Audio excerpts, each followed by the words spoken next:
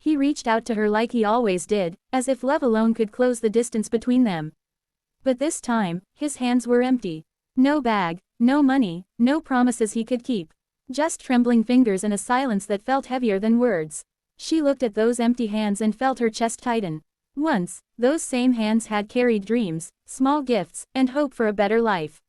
Now they carried nothing but the truth. Her eyes dropped to the ground because she couldn't bear to see his face, not when she knew this moment was coming.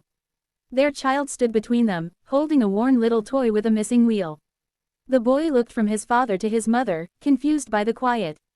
He didn't understand why no one was speaking. He didn't understand why his mother's eyes were wet or why his father looked like he was about to disappear. "I'll come back soon," the man whispered, though the words felt like lies even as they left his mouth. She nodded, but her heart shattered at the sound. They both knew, soon, was just another word for when I can afford to. And that could mean weeks, months, or never. The wind moved softly through the empty street, carrying dust along the cracked road. It was the same road they had walked together so many times before, laughing about the future as if it were already theirs. Back then, they believed hard work would be enough. Back then, they believed love could survive anything. But poverty had a way of changing things. It took slowly at first, a missed payment, a sold possession, a skipped meal. Then it took faster, comfort, stability, dignity, and now, it was taking him away too. The child tugged on his father's shirt. "Are you going to work?"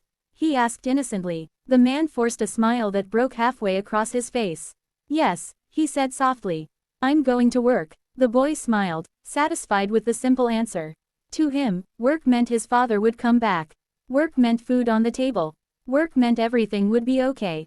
But the adults knew better. The man knelt down and pulled the boy into his arms, holding him tighter than ever before. He closed his eyes, breathing in the familiar scent of dust and soap and sunshine. He wondered how many hugs he had left before the distance grew too wide to cross. "Be good for your mother," he whispered. "I will," the boy said, not realizing this wasn't a normal goodbye. When the man stood again, he looked at her one last time. 1,000 apologies filled his eyes, but none of them could fix what was broken. He wanted to say he was sorry for being poor. Sorry for not giving her the life she deserved. Sorry for leaving, but sorry didn't pay bills. Sorry didn't fill empty plates. Sorry didn't build a future. So instead, he reached out his hand. For a moment, she didn't move. She just stared at it, that empty, shaking hand, and felt the weight of everything they had lost. Then slowly, she placed her hand in his. It felt like holding on to something that was already slipping away. Neither of them spoke. Words would only make it real. The child watched quietly, sensing something he couldn't understand. The air felt different somehow, heavier, like the sky before a storm. Finally, the man let go. It was the hardest thing he had ever done. He turned and began to walk down the dusty road, each step slower than the last. He didn't look back at first, because he knew if he did, he might not be able to leave at all. But after a few steps, he stopped. He turned around and saw them standing there, the woman he loved and the child who needed him, framed by the doorway of a life he couldn't afford anymore.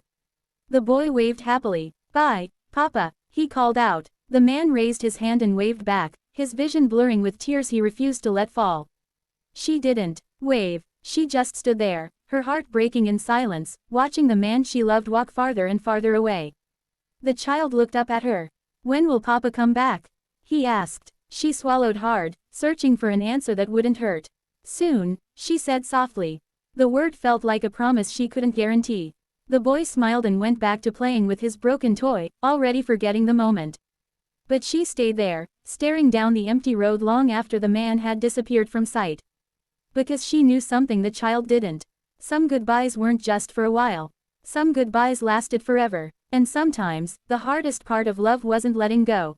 It was letting go because you had no other choice.